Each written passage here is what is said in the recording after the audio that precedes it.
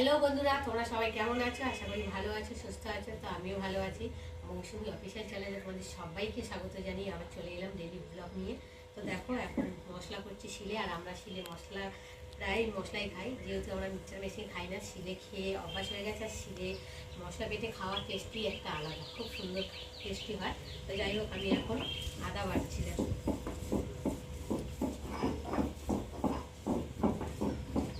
আর এখানে জিরে বেটেছি, আর এখানটা নিয়েছি টমেটো আর রসুন আর পেঁয়াজ কুচি।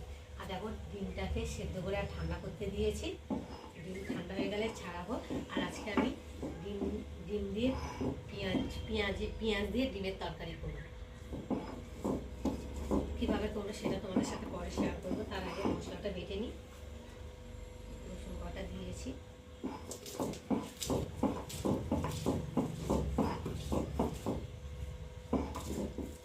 এর মধ্যে আলু টালু কিছু দেবো না, শুধু পেঁয়াজ দিয়ে আর মশলা দিয়ে মাখো মাখো মতো করবো।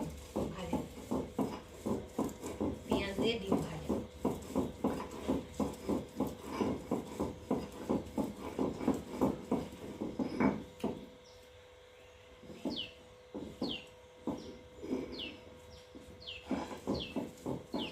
আদা রসুন তো বেশি একটু বাটতে হয়, দুটো বাটা দিলেই জিনিস হয়ে যায়।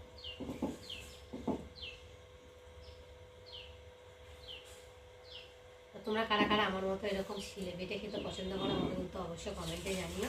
তো বাটা হয়ে গেছে, আর এখন আমি সেই নয়টাকে ভালো করে ধুয়ে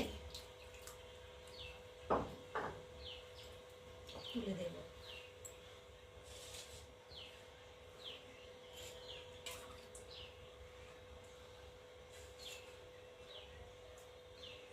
ধুয়ে নিয়েছি, আর এখন ডিমগুলোকে দেখি ঠান্ডা হয়েছে কিনা। কোনো গরমে ধোঁয়া উঠছে।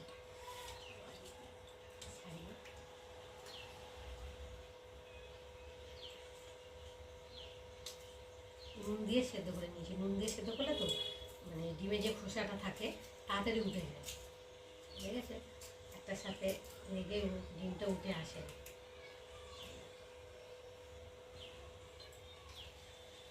গরম যদি তো গরম গরম না ছাড়ালে তো আবার খোসা ছাড়ানো যাবে না।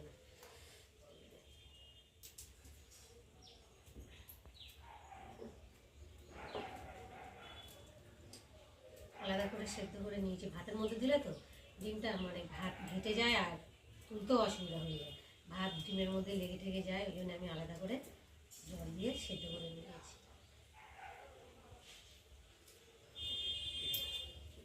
কি সুন্দর উঠে যাচ্ছে। দেখো বন্ধুরা, মশলা করে ডিম টিম ছাড়িয়ে চলে এলাম রান্না। ওদিকে ভাত বসিয়েছি, ভাত হচ্ছে। দেখি ভাতটা এখনও ফোটেনি, সবে জলটা গরম হচ্ছে।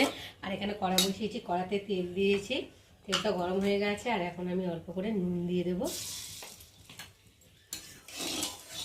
দিয়ে ছাড়িয়ে রাখা এই যে ডিমগুলোকে দিয়ে একে একে ভেজে নেব।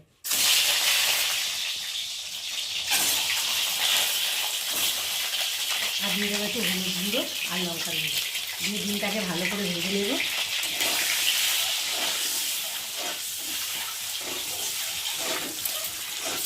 আর একটু খুন্তি দিয়ে ডিমটাকে ফাটিয়ে দেব, যাতে ঝোলটা ঢুকে আর ছাড়বেও ভাজার সময়।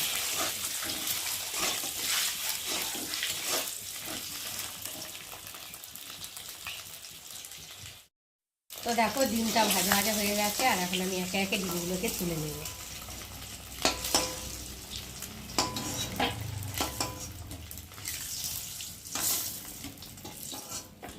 ভাজা হয়ে গেছে, আর তেল রয়েছে, আর একটু অল্প করে তেল দেব। তেলটা গরম হয়ে গেছে, এখন আমি ফোড়নে দেবো শুকনো লঙ্কা আর দেবো গোটা জিরে। জিরে আর শুকনো লঙ্কাটা একটু ভালো করে ভেজে নেব।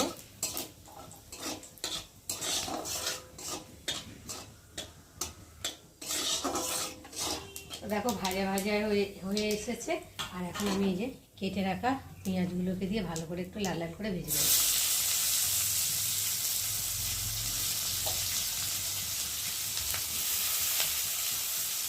আর দিয়ে দেবো গোটা কাঁচা লঙ্কা, দিয়ে একসাথে পেঁয়াজটাকে লঙ্কা ভালো করে ভেজে নেব।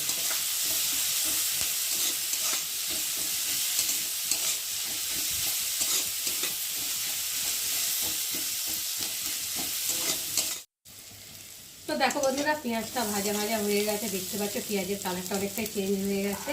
আর এখন দিয়ে দেবো আমি আদা বাটা, রসুন বাটা, জিরে বাটা আর একটা টমেটো কুচি দিয়ে দেবো,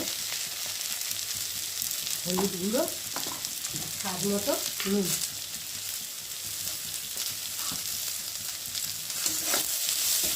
দিয়ে মশলাটা ভালো করে কষিয়ে নেব। আর দিয়ে দেবো একটু হলুদ গুঁড়ো, লঙ্কার গুঁড়ো।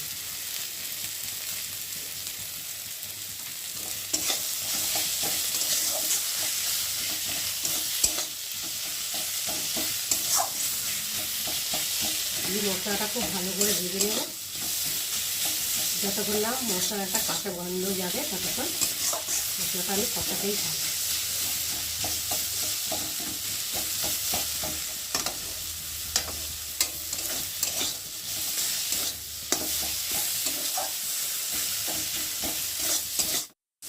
তো দেখো বন্ধুরা, মশলাটা ভালোভাবে কষানো হয়ে গেছে আর মশলা থেকে একটা ভাজা ভাজা গন্ধ ছেড়ে দিয়েছে, দেখতে পাচ্ছ।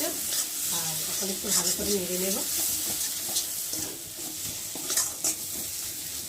আর এখন আমি অল্প করে জল দিয়ে দেব।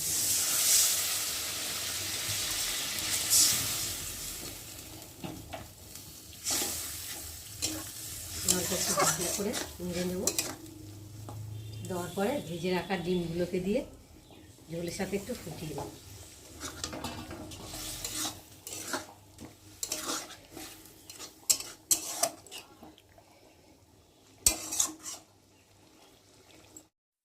তো দেখো ডিমটা দিয়ে ঝোলের সাথে ভালো করে ফুটিয়ে নিয়েছি। আর দেখো মাখো মাখো মতো হয়ে গেছে দেখতে, আর কত সুন্দর লাগছে দেখতে দেখো। আর এখন আমি নামাবার আগে পরিমাণ মতো একটু চিনি দিয়ে দেবো। চিনি দিলে টেস্ট হয়, খেতেও ভালো লাগে। আর দেবো মিট মশলা।